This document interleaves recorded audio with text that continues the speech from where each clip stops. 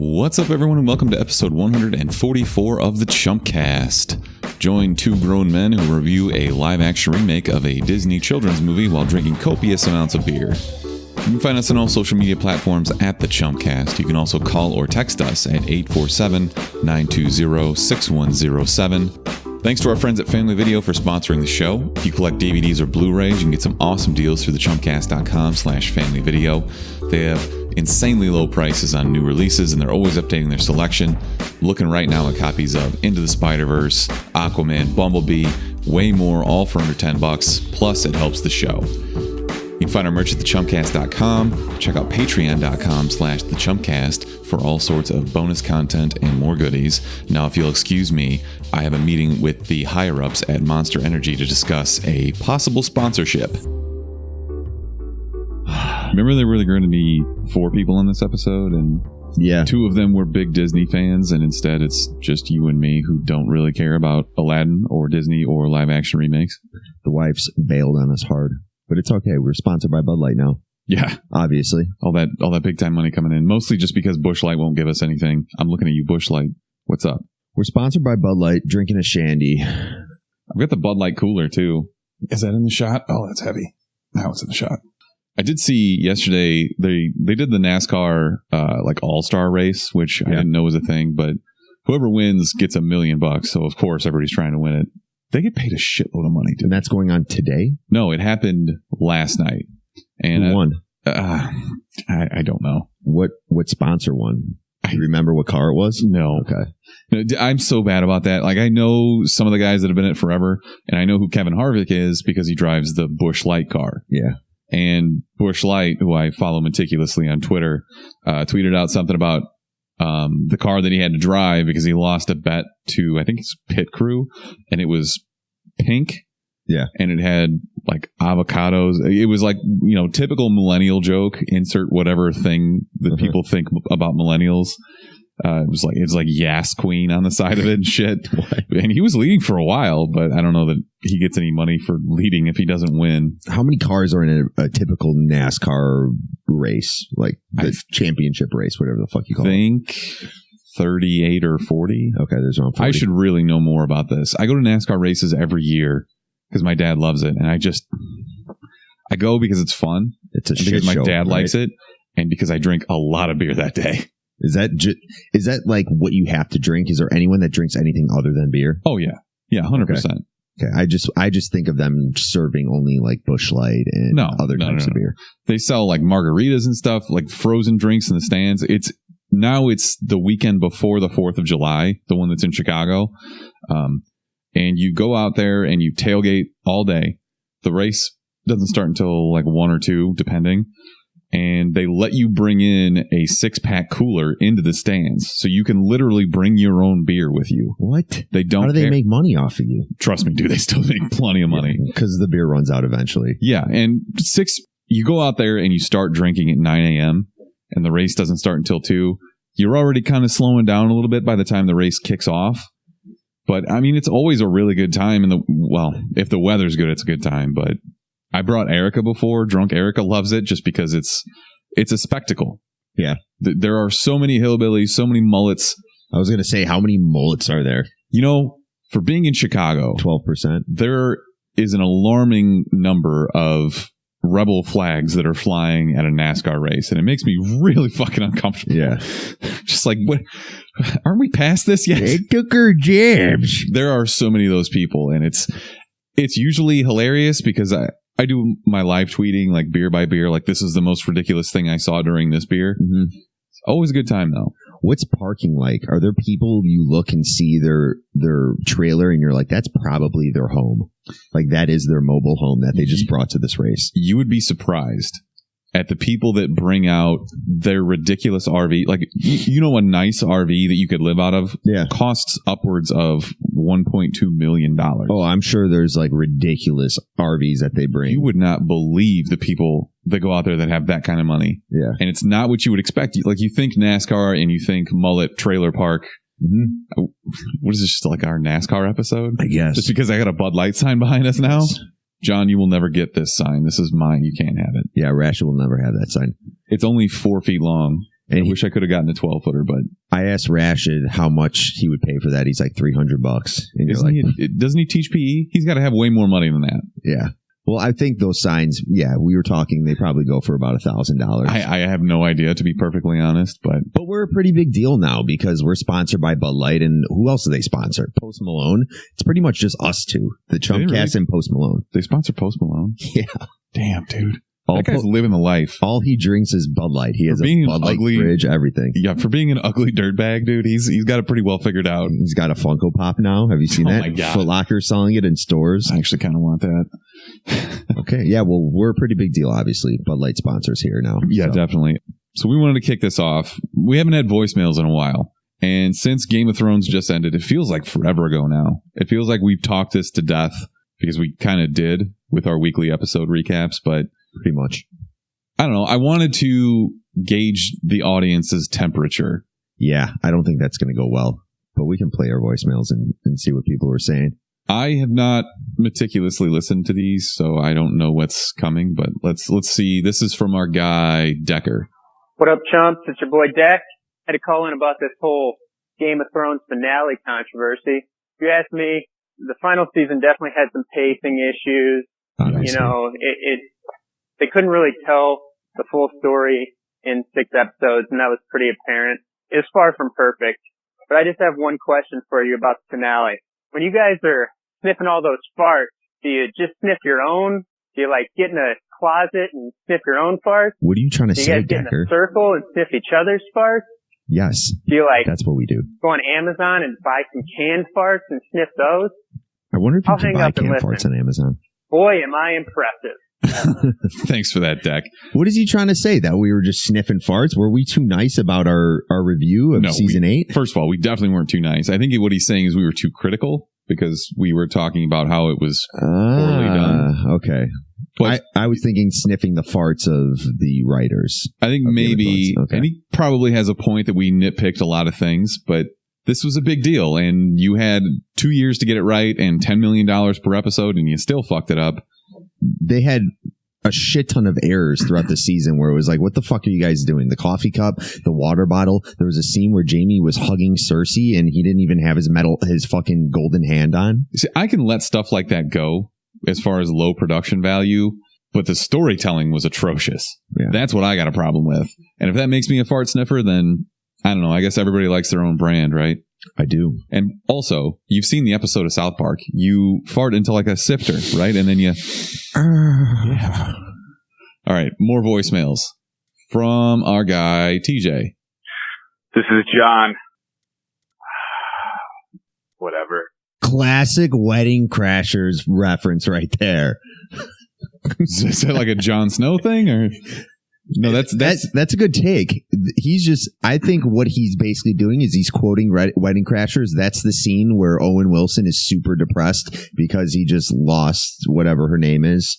She found out he was just there to crash the wedding and he's alone in his apartment. That's his voicemail recording, like his outgoing voicemail recording, right? Yeah, exactly. Okay. But yeah, that pretty much sums up this season is whatever. Good one, Did TJ even watch Thrones? No, he doesn't. Okay. Well, I'm glad that he called for that. But it did work, TJ. Good job. Great quote, actually, too. Oh, this looks interesting. This is from Tanner. Only 8 seconds long. Who's this guy? Tanner? You know Tanner. No, I don't. Okay. Yeah, I watched it. It sucked. It sucked like a dying queer. What? I don't think he liked it. What does that even mean? I don't know. I think we probably should have screened these before we played them live, but I guess he didn't like it. What the fuck? All right, Tanner. I can see you didn't like it. Thanks for weighing in. It did suck, though. Yeah. All right, here we go. This is a longer one. This is from our guy, Tofty. Hello, Chumpcast. This is Tofty with the thing Smithers told me to call about. The thing that annoyed me about this last episode of Game of Thrones is how all season long the Stark kids kept talking about how important it was they stick together and how it's the Starks versus the world. And then once the world's saved, none of them live near each other or will probably see each other ever again. And the other thing that I wished I had seen, and I thought they sowed the seeds for it, was when Tyrion told Jaime he hadn't had sex in years. I thought they were building toward Sansa seducing him as a way to drive dissension between him and Daenerys. I thought she was going to bring her husband to bed and make sure Daenerys knew about it. And that was going to be a huge part of her going mad and not trusting anyone and trying to kill people. And they didn't do that, and it made me sad. Say hi to Remy for me. Sansa was going to have sex with Tyrion? Yes, and that would drive the divide. That would mean that Dany wouldn't trust Tyrion. That makes sense. Yeah, that's a little far-fetched, though, I think. You didn't want to see your boy Tyrion get laid?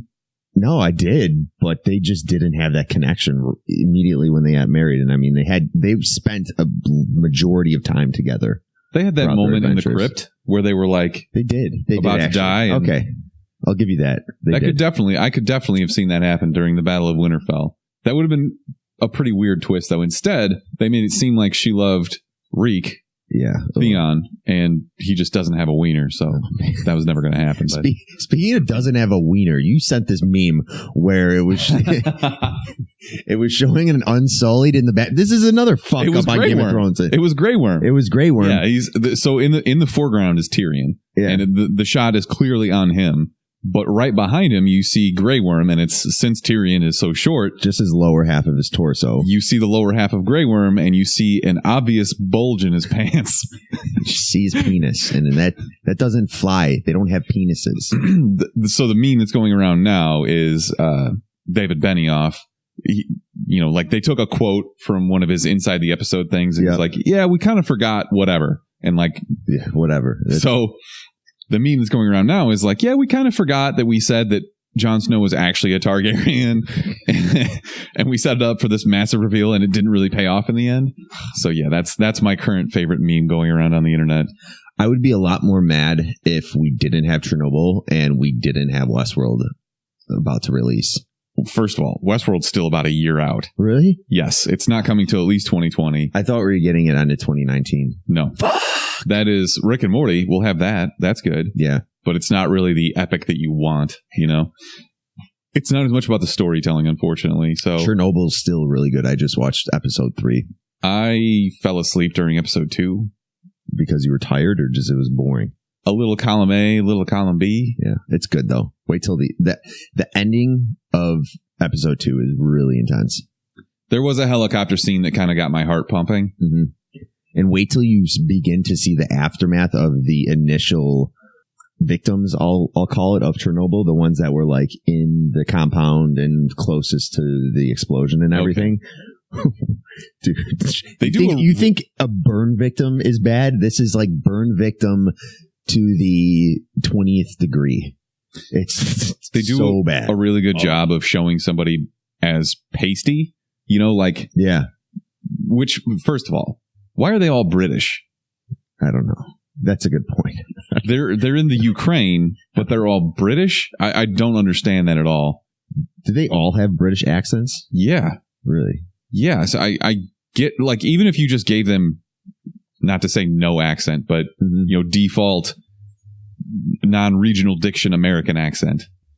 I just don't really understand. I mean, I don't think all of them have British accents, though. Maybe they're trying, like they did. Maybe I'm wrong. Maybe they're just trying to exemplify the different parts of Russia and how they, I guess, have different types of dialects or sounding. I bet none of them are British.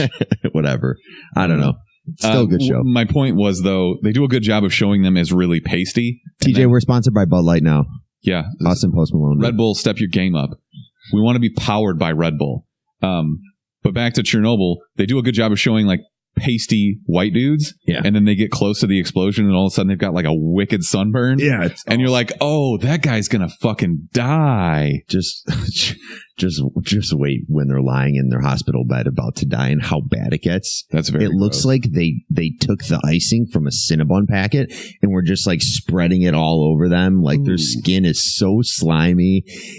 I don't even want to describe it anymore. Oh, it's disgusting. It's like if you were to just go like this and you would just start peeling off layers and layers of skin. It's bad news. And in episode 3, the nuclear physicist, the real smart guy. Nuclear physicist. Yeah. Is that what I said? You said nuclear. Nuclear. Okay, whatever, dude. It's my Chicago accent, dude. That is not your Chicago accent, dude. Anyways, he does a I don't know if this is, I would assume it's a legitimate way of describing what would happen when you're that close to it, what proceeds after that. He goes in to give like in really detailed, gross, like look at what would happen if you were that close, like day by day, like your veins and arteries would start bursting open. He goes into and whoa. Yeah, he's like, you can't even administer morphine because your body isn't taking it because you have no veins, basically. So he's like, you die in the worst way possible, pretty much. It does seem like they did at least a good amount of research. You know, they talk about taking iodine pills because you're basically filling up your thyroid so that your thyroid doesn't absorb all of the radiation from the explosion. It's very cool. Don't get me wrong. It's just, I don't know. I got bored during the second episode, I guess. Maybe I was just tired. Yeah. And Kelly and I were watching it, and even going back to, you'll see in episode 3 how bad these victims get their skin. They might get like an award for makeup or something. It's ridiculous. Kelly's like, how did they make them look like that? It's disgusting, but it's unreal what they make these victims look like. Well, but yeah. Props. I mean, it's not like HBO is short on cash and they can't, you know. Mm-hmm. It's not like they're leaving water bottles or coffee cups in the scene. Exactly. Nope. That's the wrong drop. News. Oh, man. I really got to clean this out. I don't even know where my... What's Huckleberry? I'm your Huckleberry. There we go. News to us. Yeah, a lot of these just... I'm Batman. I mean, why wouldn't I have that one? But I'm your Huckleberry. What is that from? Oh. So, I don't remember who that is, but... Yeah, I really got to clean some of this stuff out, except some of these are really important. AKA doo-doo butt. Like, I can't get rid of doo-doo butt. That's a classic one. And I need to add in, boy, am I impressive. So, yeah, I'll add that to the list. I wanted to point out that TJ is calling us sellouts right now. I'm okay with that. I will 100% sell out. Mark, is there anything that would stop you from selling out for this podcast? No, TJ, it's not Bud Light brought to you by the Chumpcast. It's the Chumpcast brought to you by Bud Light. And also, they're sponsoring us, TJ, because they're fucking a legitimate company. Yeah. Unlike Red Bull. He's going to get so pissed right now. Also, where's my sugar-free lime Red Bull?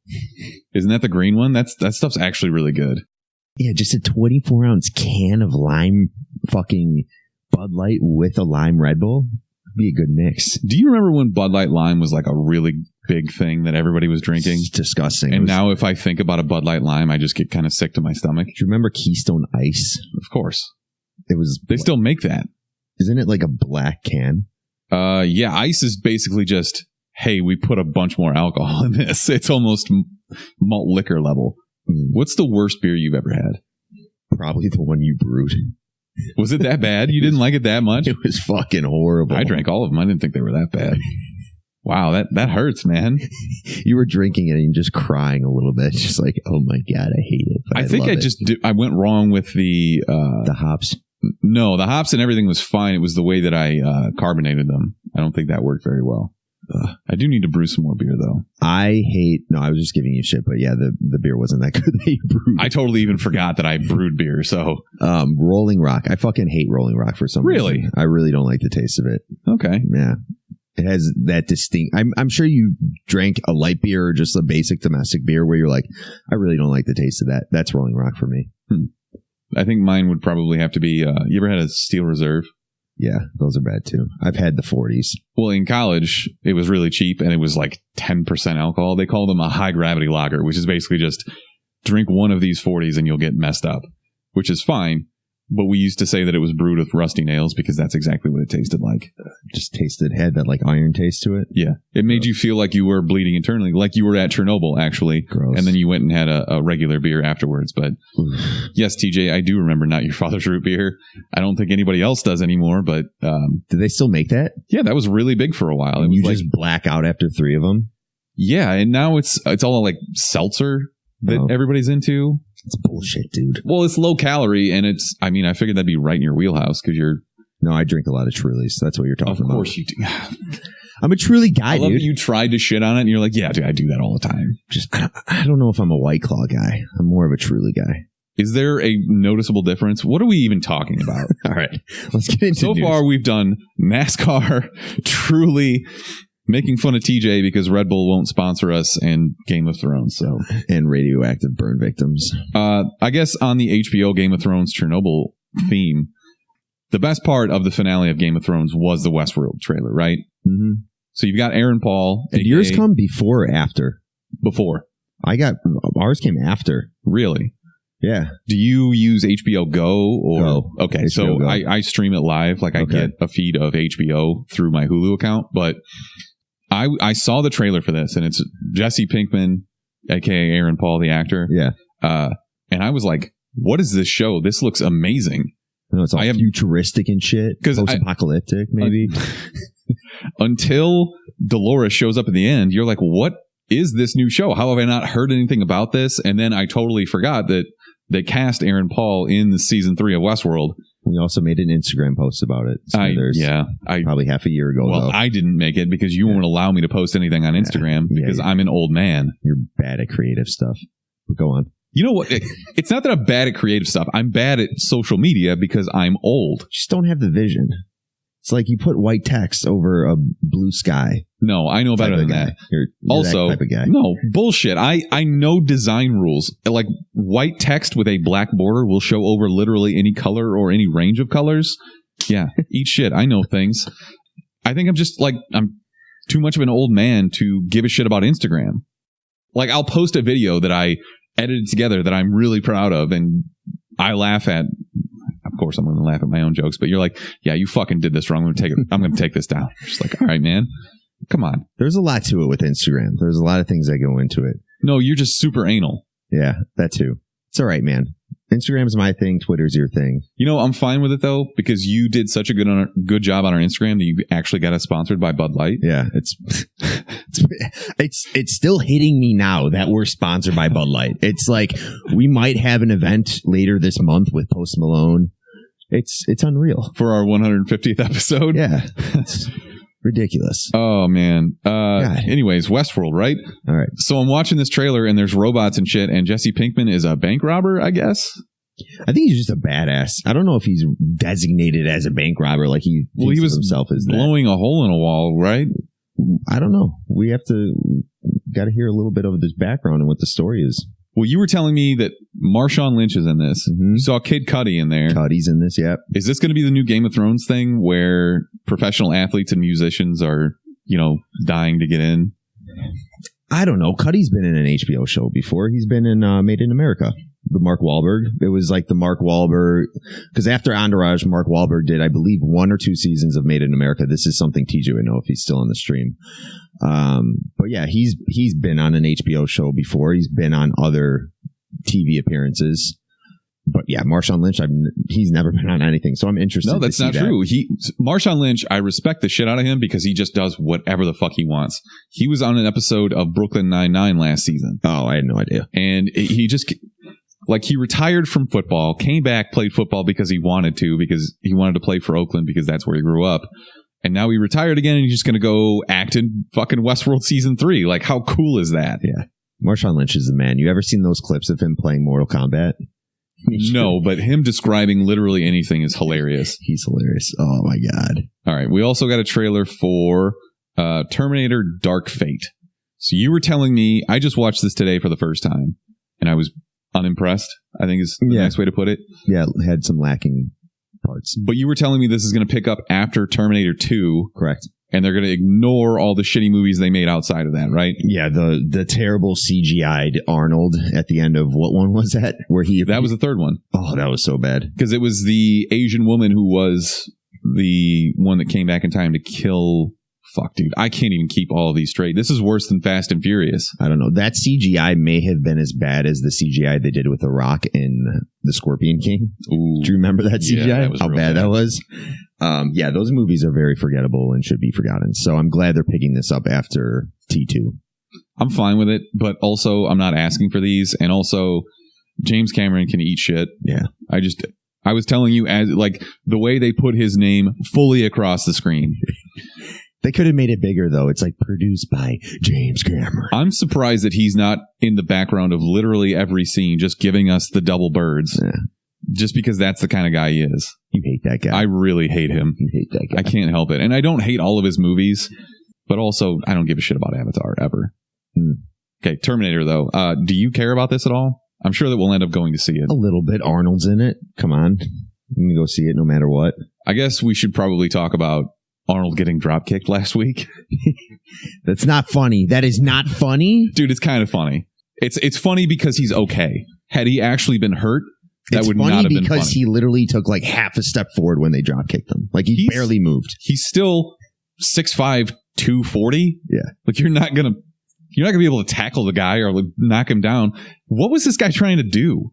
And he has security that are literally 300 plus pounds of just muscle with him. Like what were you thinking just knowing that those guys were with him? And those guys, they're so roided out that they're just like, as soon as I get a chance to take out my aggression, I'm going to literally kill somebody. Yeah, he just grabbed him by the neck and just threw his face into the ground, as he should have. Yeah, but now this guy's probably going to go to jail for what? I don't know. He probably just wanted to hear Arnold scream like, what was he was saying like, buy me a Lamborghini or something as they were carrying him away. What? I don't know, man. This whole thing was real weird. You think it just happened because they knew Arnold had a lot of money and were like, fuck this guy? I don't know. Like, still, fuck, what's the Hollywood point? Guy. I mean, Arnold, consummate pro about it, was tweeting afterwards, or it was an Instagram post or something like, I'm just glad that this idiot didn't interrupt my Snapchat. It's like, damn, dude, just fucking treated. So Arnold I don't know. Will always be the man. But yeah, Arnold showing up in Terminator Dark Fate. I didn't even see when this was coming out. I just don't care about this movie at all. Yeah. News proper. Good news. John Wick 4 slated for a May 21st, 2021 release date. What do you want to see next? I think we know what's going to happen next, but are you just asking me what I would like I want to know what you want to see. I kind of put you on the spot here by not. Oh man. Let's say no Halle Berry. Yeah, I think she's done with the series. She kind of tried to kill him. What's Morpheus guy's name? Lawrence Fishburne. I would like to. Obviously, this is going to happen, but him teaming up with Lawrence Fishburne and his underground, because they both got screwed by the high table. Yeah. It's. I mean, we kind of know what's going to happen, but I would like to see them just go fully outlandish crossover with Fast and Furious or whatever. Mm-hmm. Keanu Reeves is going to be in Toy Story 4. Maybe they cross over with Toy Story. I don't know. Yeah. I would like to see more of showdowns in a like a secluded type area. Those are always the best part, where they're in the Continental, they're in a small glass room. That's so where amazing. Like there's cool scenes where he's riding the horse and does all that shit that we talked about in the last episode when we reviewed John Wick. Obviously, when he's fleeing, there are a lot of cool scenes, but I just love whenever he's in a tight area and he's just got to get through 50 guys. I want to see him in a museum, and he has to, like, he's fighting everybody with ancient weapons, and he's pretending to be like a museum fucking like a wax dummy. Yeah, exactly. Okay, fair enough. How long can Keanu Reeves possibly keep doing these movies, though? He's 54, as we said last week. We want to see these forever. He's got like 5 more years for sure. Yeah, he's got 5 more years. I thought you were going to say 5 more movies. No, that's 10 years out, so he'd be 65 by the time John Wick 8 comes. He could probably do this into his low 60s. At some point, if these keep making money, he'll be training a protege or something. Yeah. And he'll die, and his protege will seek revenge instead of John Wick murdering everybody because of a puppy and his wife. Yeah. What if it came out that somebody actually poisoned his wife, and that was his new motivation? Like, she died of cancer, right? Mm-hmm. So maybe somebody was exposing her to Chernobyl. Tie it all back together. You don't care. That's a possibility.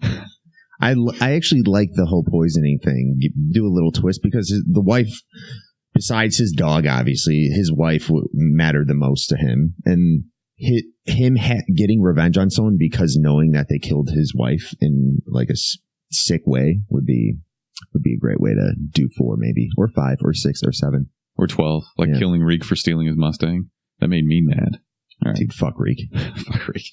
Michael Pena. So you would know him as the funny guy from Ant-Man. Sorry, I was going to mention this about Keanu Reeves. There was the Toy Story 4. There was a new trailer. He's voicing one of the guys in Toy Story 4. He is the Canadian stuntman. Yeah. Okay. I just thought that was hilarious. So I saw that preview before Aladdin, actually. Yeah. It looks great. Erica, this summer is so stacked with movies, and I'm really glad that I have AMC A-List. We're seeing Toy Story 4 over Chucky, right? I think we have to. Just because, I mean, how old were you when the first Toy Story came out? 6, maybe. I mean, I obviously don't remember exactly, but yeah, that was formative for me. You know, that was Pixar's first really big blockbuster, probably. Yeah. Makes sense. But yeah, I think we kind of have to. And maybe I'll see Chucky. It's the same thing like this week. I wanted to see Brightburn, but Disney blockbuster, you know, so no, you have to kind of. I'll probably go see Brightburn next week just because it looks cool and it's James Gunn and it's the Superman story that I actually want to see. But yeah, back to the news though. Michael Pena, funny guy from Ant-Man. He's been cast as the antagonist and angry hotel manager in Tim Story, who's writing this, the live action animation crossover Tom and Jerry movie. Why? Would you say he's a hotel manager? He's an angry hotel manager. He's apparently the antagonist, which doesn't make any sense because Tom and Jerry, Tom is always the antagonist. He's the cat that's trying to eat Jerry the mouse. Why do you need to introduce a third party here? None of this makes any sense to me. When is this coming out? I have no idea. Oh, my brother just hopped in the stream and he actually hooked me up with this sick Bud Light sign, aka Bud Light sponsors us. What's up, Jay? Yeah, Jay works for Bud Light, and they agreed, obviously, to sponsor us. Jay, we appreciate the Bud Light. I guarantee you just scrolling past this and was like, what the fuck? What is he doing with that? Thanks, Jay. Yeah, I have no idea. This is obviously going to be Tom and Jerry CGI, and then you're going to it's like Space Jam, where it's animated, you know, Tom and Jerry, and then Michael Jordan's in the background, like, you know, fucking around. But maybe Tom and Jerry are going to team up for a slight second to just take down this asshole hotel manager. Has that ever happened? Did they ever team up? I think they did in that episode with the dog, with the big bulldog. Spike? I think so. Yeah. That was always out back in the backyard with its little... I thought he was always house. On Jerry's side. Yes, because Jerry would always like get close to him and like pull out his hair and he'd freak out and think it was Tom. Yeah. Okay. Yeah. I don't know, man. I don't know what the fuck we're doing here. I did want to point out, though, that it came out this morning that they're actually going to push back Sonic the Hedgehog. So we've been talking about how terrible Sonic looked. That's a good move. In the trailer. It's a good move because now they have more time to actually completely redesign everything. But I still don't think they're going to dump the proper money into this to get it done and make everybody happy. We live in a world now where nothing can be made where it makes everybody happy. Right? Yeah, but the one thing they do have enough guidance to what the new design should look like and what people want to see. Just from Twitter alone, there was enough people that went into Photoshop and redesigned Sonic, and everyone's retweeting it, etc., where they kind of have an idea, make the eyes bigger, get rid of the fucking creepy ass teeth, do this, do that. So I think the first thing they're going to do is obviously redesign him, maybe shorten his legs a little bit, things of that nature. But I think they should fully shave him and just make him look human. No more blue fur. Push his eyeballs together so you got like the Sonic move. Yeah. That'd be fucking creepy. What are the chances? And it's got to be less than 5% that this isn't just going to be a fucking completely creepy movie anyways. Yeah. Jim Carrey looks pretty off his rocker as he usually does. Jim Carrey looks like the best part of this movie, and that's not a bad thing. Yeah. But I don't know. So let's go back to Game of Thrones because we haven't beaten this into the ground yet. HBO is still planning 3 spinoffs. They were originally planning 4. One of them's been canceled. That's fine. But their president of programming says that none of them will have to do with any of the characters that we knew from this iteration. So the 8 seasons that we've seen and the Arya spinoff that we want and the Jon Snow and Tormund buddy cop thing that we want with Ghost as their friend. Not happening. We're never going to see those because HBO apparently has no fucking idea what people actually want to see. But this guy was saying, we want to let that breathe and be on its own as if they ended it and everything's perfect. There's no way that they're not aware of all this backlash. Most of the news from movie and TV sites this week has been, you know, like Jon Snow tells people to fuck off if they don't like the way Game of Thrones ended. Yeah. This is how Maisie Williams thought Game of Thrones should have ended or whatever. Lena Headey says XYZ. Yeah, they were all defending it, obviously. Of course. And they're totally in their right to do that. They worked their asses off. They spent 2 years in some fucking cold, desolate environment to make the Battle of Winterfell. I completely get defending that work. That they don't control the writing. Yeah. It's not their fault that we didn't like the last season. I think HBO is being a little stubborn. It's fine that you're not going to do all the spinoffs that people want, but I'm going to say the Arya one is for sure one people want to see. Absolutely. Like, they turned her into one of the most badass assassins that we've ever seen on TV, and then now she's just going to fuck off, and we're never going to hear from her again. Yeah, we get it. You want to introduce new characters, and you don't want to keep doing the same thing over and over again, but at least give the people what they want, and keep one of the characters that was so defiant of this whole series. Yeah. And do a spinoff with it. But they're not going to do that, obviously, because they just won't admit their fault, and that this season sucked ass. Also, George R. R. Martin claims that the Winds of Winter book will be finished by August of 2020 because there's some big conference in New Zealand, I think, and he says it's going to be ready for that. You think he's ever going to write these books? No, me either. Okay, good. Moving on. Sony Studios is launching PlayStation Productions, so basically a PlayStation production studio for movies. They're going to turn its catalog of video games into movies and TV shows. So far, they've announced Twisted Metal. And the only reason I'm bringing this up is because Brick would have a shit fit if I didn't mention it. Okay. Because he wouldn't shut up about it. Remember that clown with the fiery hair? Yes, I do remember. That drove the fucking ice cream Sweet Tooth bus or whatever. Sweet Tooth, right? Yeah. Okay. Yeah. But this is kind of cool because they own the rights to some really good properties. Metal Gear Solid.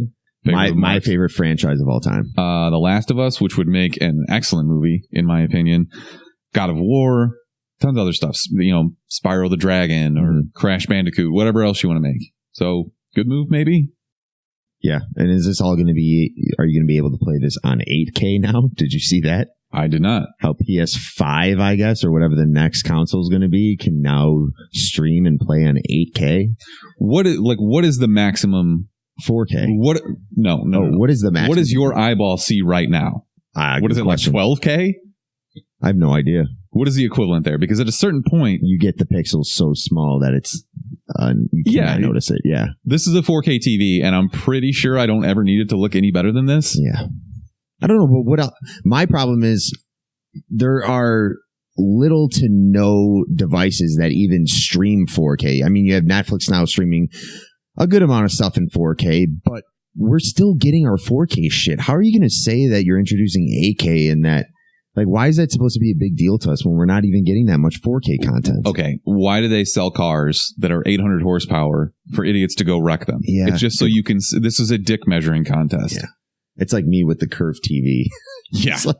Remember when that was a thing? It's curved. Remember 3D TVs? Yes. My old roommate Jack bought one, and he brought it home, and he thought it was the coolest thing ever, except you had to wear these dumb glasses, and the batteries would run on the glasses, and it just gave you a headache. The whole thing was a clusterfuck. The 3D, though, I will defend it, for TVs was actually, I preferred it more than being in the theater. It actually was really good 3D. Just in terms of 3D? Yeah. Okay. Like I watched, 47 Ronin with Keanu Reeves, of course.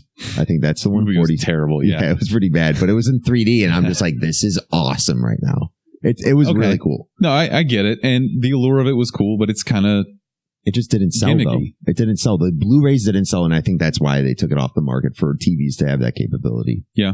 I mean, Virtual Boy. Remember Virtual Boy? Mm-hmm. It was the first, Oculus Rift. It just came out 15 years too early, and the technology wasn't right yet. Yeah.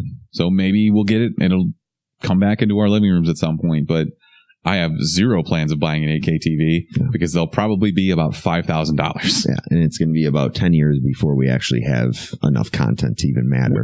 Seriously, that's the dumbest shit ever. Mm-hmm. I could barely get 4K stuff now. Yeah, that's my whole point. Yep.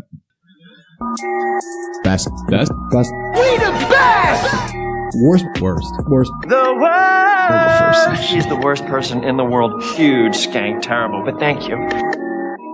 Okay, Mark, you said you want to go first, so let's hear it. Yeah, this guy or girl hasn't been caught yet, but I guess there was somebody that broke into this Boston man's home. He was with his child, and they were coming back from dinner, it looks like, and the door was unlocked, and they go in there, and they go upstairs, and they're like, oh my God, there was a burglar in the house. They go upstairs, and his son's room, which was a disaster before they left, was completely spotless. So somebody broke into their home and cleaned their fucking house and left. It didn't steal anything. The guy is drunk! Actually, that sounds like a meth kind of thing. Actually, this guy he's a single dad, so I'm thinking there was a falling out with his wife, but his wife is watching them and holy shit, you gotta clean his room up, fucking Roman, you piece of shit. Okay, I'm gonna go break in and clean my son's room. Terrifying. That's a little creepy. Yeah. But I don't know. I just thought it was pretty hilarious. Wow. Okay. So shout out to that guy or girl who is now breaking into homes and just cleaning people's children's fucking nasty ass rooms up. All right. I need a judgment on this one because this is definitely the pettiest man alive, but I can't tell if it's best or worse. So a guy named Ryan Geddes was the organizer of an idea to... You ever go to North Avenue Beach and you see the plane flying with the banner behind it for like a Geico ad? Yeah. So this guy did this in Washington State over Seattle, and on the banner it said, "Someone rewrite Game of Thrones season 8, please." So definitely pettiest man alive. People will not let this go for at least another year. Everybody's so fucking mad. Do you think that if Twitter existed when they ended Cheers or MASH, that people would have fucking gone insane like this? Or Sopranos. Oh my God. Twitter wasn't around for the end. Do you remember the backlash for the end of Sopranos? Like there was a lot of outcry about it. Was there Twitter when Sopranos ended? No, definitely not. That was what, 05? Yeah, that was way before Twitter. Okay. But still, like the internet existed. There were message boards and you could email everybody. And I don't know, media was AOL social enough that you could definitely bitch about it with your friends. Excuse me. But yeah, I just can't even fathom getting together and raising money. Instead of hiring a skywriter or whatever, take that money and donate it. Yeah. Donate it to someone. And we're talking about Game of Thrones again. But the greatest thing to come out of the season was by far the memes. I'm happy this season sucks so much ass because of what came out of it, that being the memes. Couldn't agree more. The memes were great. Maisie Williams tweeted at the end of the season, like on Twitter, she was just like, "I'm just here for the memes." And seriously. You know what, Maisie? Me too. I did want to mention one other thing. So Anthony Rizzo was the first baseman for the Chicago Cubs. And he hit a massive dinger earlier this week. Ooh, big dinger. Massive dong. And he hit the Budweiser sign over the scoreboard in right field. Oh, it was a shot. He wasn't just a dinger. It was a shot. Oh, my God. It was fucking... he destroyed this ball. It was one of the hardest hit balls I've ever seen. Wow. Surprising. If the sign wasn't there, it would have hit the bleachers across the street. Damn. You know, like the rooftops. It was Fred McGriff style home run. So... he hit the sign and he broke part of the neon sign for Budweiser. And Budweiser sent him an invoice for like $10,000 to fix the sign. But instead of taking that money from Anthony, they actually donated that to his foundation, which if you don't know Anthony Rizzo's story, he had leukemia when he was younger. Mm-hmm. So he's been through cancer. He spends a lot of his time going to what is that children's hospital? St. Jude's, maybe? St. Jude's. Yeah, the one in Chicago, right? He goes between there and the Ronald McDonald House. There's Children's Memorial, which is, I think, affiliated with Northwestern. But he always donates millions of dollars of his own money to these hospitals to help kids because he's been there and it's just really good. It's a cool story. We often in Best Man Alive just shit on people or tell dumb stories. So I thought it'd be nice if we did an actual Best Man Alive. So is the Best Man Rizzo or is it Bud Light? Well, doing that. It's Budweiser, which technically is still, since we're sponsored by Bud Light, technically we're sponsored by Anheuser-Busch, which owns Budweiser, Busch Light, Busch, Natural Light, tons of other beer companies. So technically we're sponsored by all of them, Mark. Yeah, and our sponsors would only do the greatest things in the world. So obviously. I'm not really surprised. Between Anheuser-Busch and Family Video. Yeah. Family Video's making also, moves. Family Video has a big sale this weekend. They do. Go to the chumpcast.com/Family Video for sale prices on DVDs and Blu-rays. So there you go. Okay, I want to point this out because Veronica's in our chat right now, and she's saying that her dad watched one episode because he wanted to see what the hype about Game of Thrones was. So he watched the series finale as his first episode. How do you think that would go over, Mark?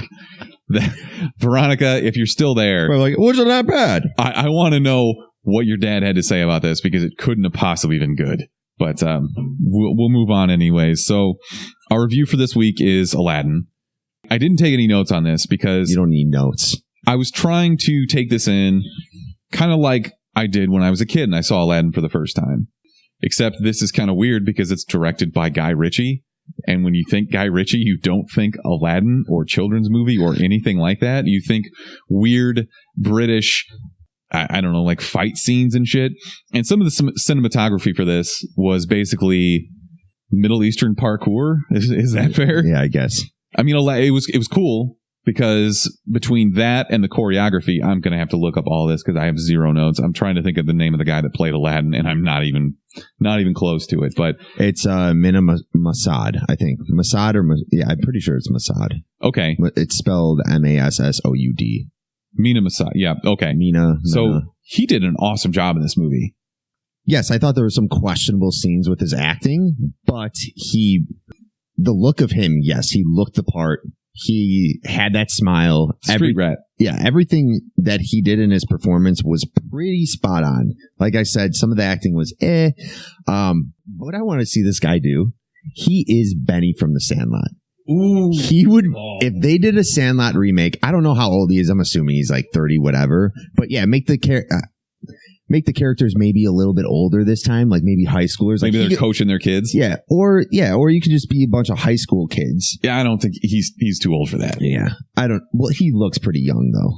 Yeah, I guess. And I wanted to point out as well, I was talking to Erica. Erica is the biggest Disney fan on the face of the planet.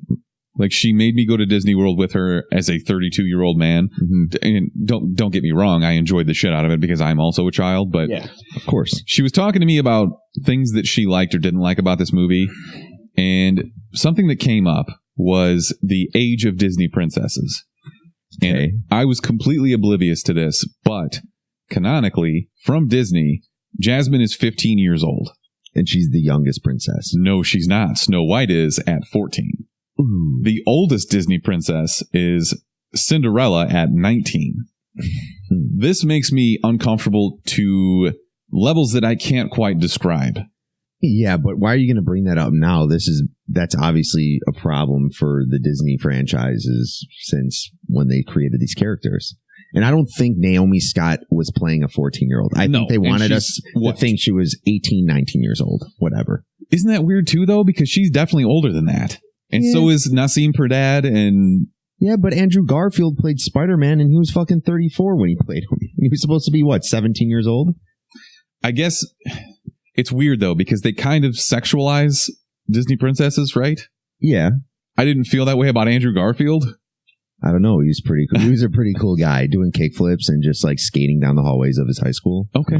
That's fair. You know, I bring this up for conversation. Mm-hmm. I'm not here to just shit on something and say it's weird or bad. No. I'm looking for input. So I think it's weird, but I don't think it's weird in regards to this movie because I don't think that's what they're going for. I don't think they weren't trying to make us think, oh, Naomi Scott is 14 years old in this movie. But that's weird knowing that in the Disney universe, the cartoon, the actual animated Princess Jasmine was supposedly 14 years old. Fucking weird, right? That's weird. Yeah. So I got to go back here because we need to discuss the popcorn flick level status of this. 57% on Rotten Tomatoes, 93% from fans. Mm-hmm. That is firmly in the realm of popcorn flick. Yeah. And I would agree. I think it was a popcorn flick.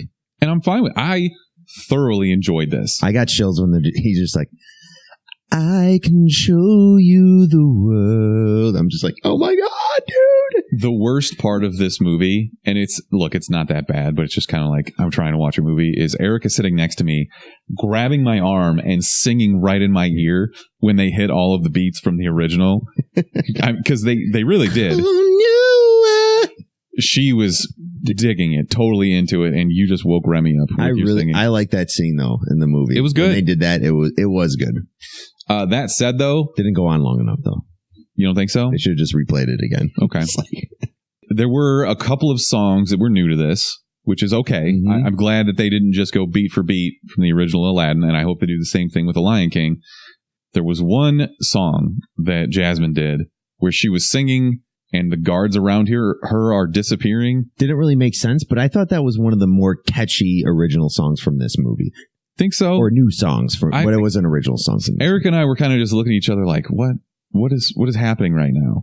Yeah, I think you were more focused on what was happening, which didn't make any sense. Well, it is a movie. Yeah. So yeah, I am paying attention to what's happening on screen. But I'm thinking more of the song and the catchiness and the chorus. I think it was one of the better new songs of of this movie. Yeah. Okay. That's fair. What was your favorite song then? Or even like what pulled the most nostalgia out of you to see again? Hold on. I don't want to butcher the song. I'm blanking right now. Okay, I'll go ahead then. Obviously, hold on. No, you're going to use it though. That's fine. You can just agree with me. I'm not taking it from you. You can also enjoy it. Friend like me. Okay, no, that wasn't what I was going to say. Okay. My favorite was when they're first introducing Prince Ali, aka Aladdin. Mm-hmm. Will Smith, for all the shit that we gave him, he killed it. He absolutely destroyed it in this movie. He killed it. I guess I should stop underestimating the guy. I know that he makes bad movies sometimes, but he's never bad in them because he's an excellent actor and he's so charismatic. His charisma is absolutely through the roof. He was a great genie. And it's really hard to, first of all, you shouldn't compare him to Robin Williams at all. Yeah, and it's not like you're living up to the hype, but you want to do a good job. Of course. And I think Robin Williams would have been proud. I think that you're right. In this role. I absolutely think that you're right. He would have been doing coke and whatever he does or did. There's no one else that could have really held a candle. Like, name another actor that could have been that over the top and been a genie. Maybe Danny DeVito. I was going to say Jim Carrey, but we totally glossed over the fact that there's a petition now for Danny DeVito to be the new Wolverine in the new X-Men series. Dude, people are just on their petition high horse right now. They're like, all right, we're just going to fucking do a petition now. I'm firmly against petitions unless it's something like this where I completely agree, because Danny DeVito should 100% be Wolverine. That'd be amazing. My God. And everybody should just act like he's a super badass and be totally fine with it. Back to Aladdin, I guess, if we have to stop talking about Danny DeVito. What did you think about the direction, cinematography, and like the spectacle of the whole thing? Because obviously this is a Disney movie. They threw a ton of They threw a ton of money into making it. Yeah, I thought in A Friend Like Me, that cinematography was great. All the shots in the cave, I thought were really well done, and just giving you the ambiance and the vibe of it made me feel like I was kind of watching the original. Like, that's how I would have envisioned a live version of being inside the cave and all the treasures and everything to be. There were some parts where they were doing like weird close-ups with the face, and I think that was one towards the end with Naomi Scott when they had her begin breaking out into song, and they were just like zoomed up on her face, and I'm like, okay. Especially when she's singing, like totally belting out a tune. Yeah. It's kind of weird. And then I realized that M. Night Shyamalan took over the directing in the last act of this movie. Did he really? No, I'm just kidding. I was like, what? No. It would have made sense. I would have believed that, unfortunately. But yeah, Guy Ritchie, this isn't his forte. Mm-hmm. Some of the scenes were really cool. The action scenes, the parkour type stuff with Aladdin. There is a dance scene towards the middle of the movie that I was dying laughing at. Yeah. I thought it was so well done. The main actor, Mina, he's apparently a really good dancer, and I had no idea. Yeah, so we'll give some background. So in that scene, he's being controlled by Genie. So Jasmine asks him to dance. He doesn't know how to dance, so Genie's like, just go, it's fine. And he's controlling him. Yeah, with his and he's controlling fingers. him, and it's so good. It's so well done. It's well shot, which I guess the point that I was making is that some of this is so well done, and other parts of it are just so hacked together, either in the way that it's edited or the way that it's shot, that I was just kind of like, what happened here? Yeah. So I don't know, the valley there between the two, the highs and lows, is very vast, is what I'm saying.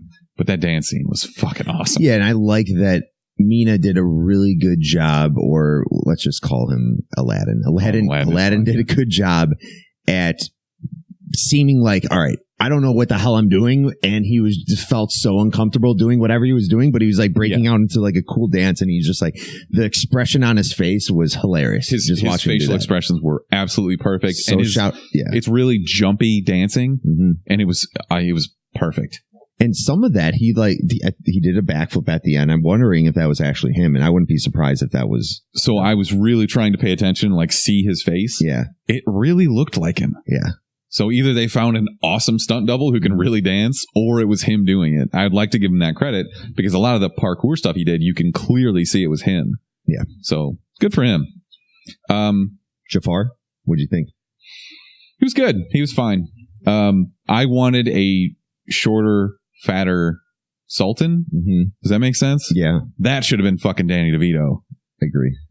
Just running around screaming. You know what was really inconsistent throughout this movie, though, is the accents. Because some people had really thick Middle Eastern accents, and some of them were just speaking. Like Aladdin and Jasmine were both speaking with non-regional American diction, and it's just kind of off-putting. And Nasim Perdad, she's fine in this, but she was really trying to emphasize that accent, and it was really distracting. Yeah. I thought she was pretty good in it. I like the little side love story between Genie and her. Mm-hmm. But do you feel like they didn't set this up for a sequel necessarily? Because you could do obviously Return of Jafar, or you could do something totally different. But I think if you're going to do something, it's got to be completely different. You just got to do something original. But I could see them doing a sequel to this movie. What did Kelly think about this? She thought the acting was cringeworthy at times. That's fair. And I think she enjoyed it. Whenever we go see movies, it's after work for me, but she's also getting off after work, but her work is on her feet all day and she's super exhausted. So it's like, even this kind of movie where it's dancing and singing and all of that, she's like falling asleep and I'm like, okay. But, I think if she saw it again, she would appreciate it a little bit more. But the one thing is, she noticed some of the acting was like, ugh. But other than that, I think she enjoyed it. I thought a lot of it was the chemistry more so than just the outright acting. Yeah, it wasn't fully believable at times. Yeah, you know.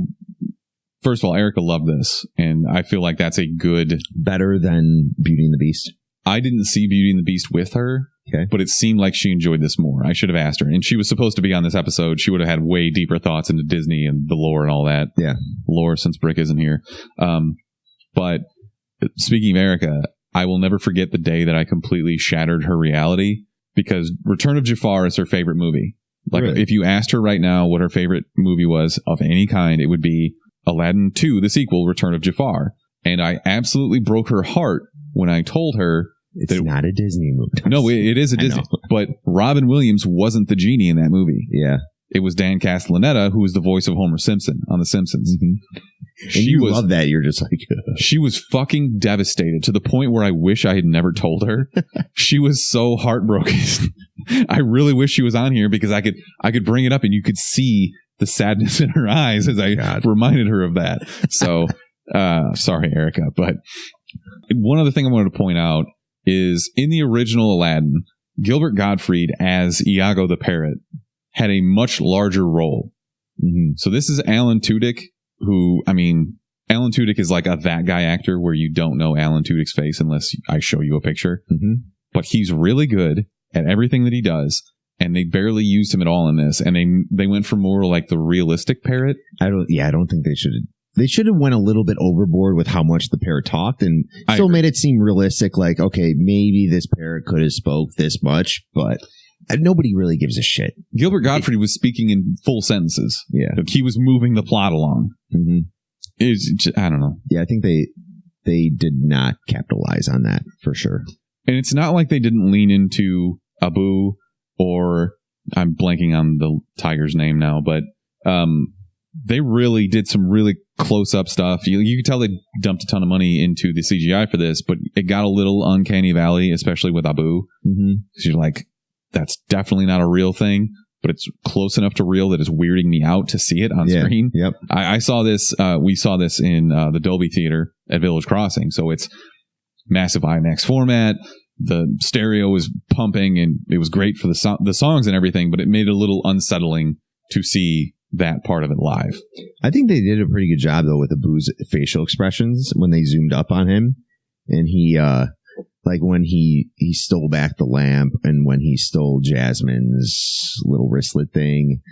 There were definitely moments where I appreciated more what they did with Abu, but I get where you're coming from for sure. It just, wow. Okay. Remy's just over here grumbling because that's what he does.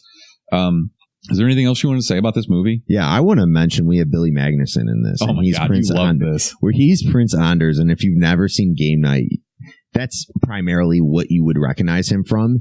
He just plays a really good, like, stupid and ignorant guy, and his prince makes no sense. Like how he like does his actual speech, or he has like a Swedish accent. He's just like, oh, like he's Nordic, I guess, whatever. But I thought even though he had 3 minutes in the movie, I still think he was pretty hilarious in it. So shout out to him. The only thing that was funnier than that was when the credits rolled and you hear DJ Khaled. Like, what? Yeah. What is happening right now? I thought this was a Disney movie. Yeah, no, it's DJ Khaled's movie. That now, was so weird. Like I said, I'm really impressed with what Will Smith did in this. He took on what seemed like an impossible role and turned it into something that I think was really well done. He's not going to win an Oscar for it, but if I had to say, see it, stream it, skip it, this is a see it for me. I really enjoyed seeing this in the theater. I enjoyed the large format and the loud, bombastic, Bollywood type set pieces. The part where they're coming into the city, it's obviously a remake of the song from the cartoon, but I really enjoyed it, and I felt like it was an original enough spin. I don't know, it was really good. Yeah, I think it was good as well. But for me, I'm just going to say stream it, because I could have waited to see this at home. Okay. I'm just going to go against you, because lately we've been doing a lot of see it's, and this one was on the edge of stream it and skip it. So I'm just going to say stream it. It's a good date movie, I think. Yeah. Yeah. And if you're a huge Disney fan and you love these movies, if you enjoyed Beauty and the Beast and you love the whole live action remakes, it's a worth watch. Yeah, and I was really kind of sour on the Disney live action remake because I feel like they're kind of cash grabs. Mm-hmm. You're never going to make it better than the original, and this clearly is not better than the original, but it's passable. There's no way that my wife wasn't going to let me, was going to let me not go see it with her. So next one's Lion King, right? Yeah, I bet that this is going to be better than Lion King. Really? Yes. Oh, they have a stacked cast, though. They really do. I completely agree with you. I have zero faith that they're going to get that right. I hope I'm wrong. Yeah. Well, we were wrong about Will Smith as Genie. That's true. A lot of people were. Okay. So, as always, we close it out with our weekly recommendations. Mark, you want to kick this off? Yeah. So we'll be at Comic-Con Revolution Chicago. I totally forgot about that.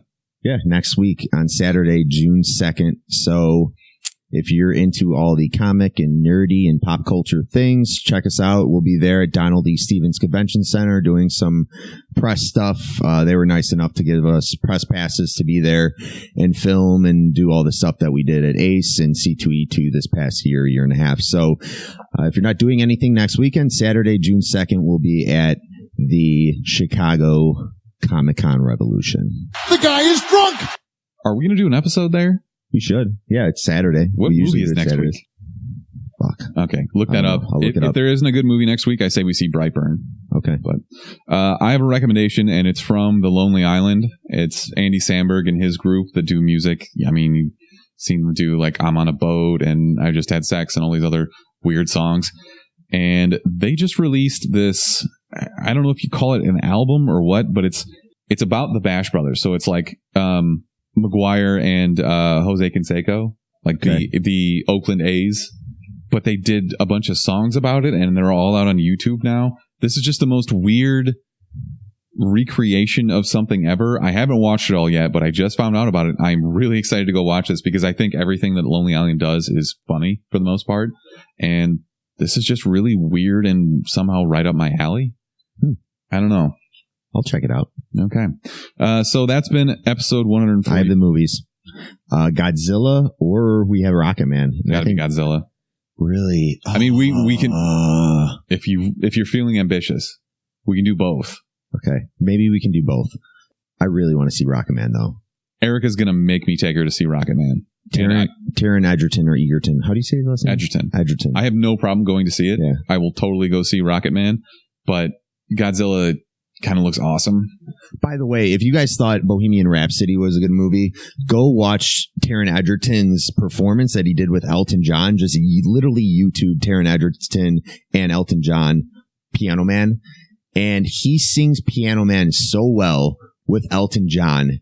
I just can't wait for this movie, and I think it's going to blow Bohemian Rhapsody out of the water. Even though, and it was an Oscar there was plenty of problems with that movie, but people people loved that. I thought it was great too. But yeah, I think Rocket Man's going to be awesome. This will be a little bit weirder because Elton John's still alive. Yeah. Not like Freddie Mercury. So I don't know. I wonder how much creative influence he had over this movie.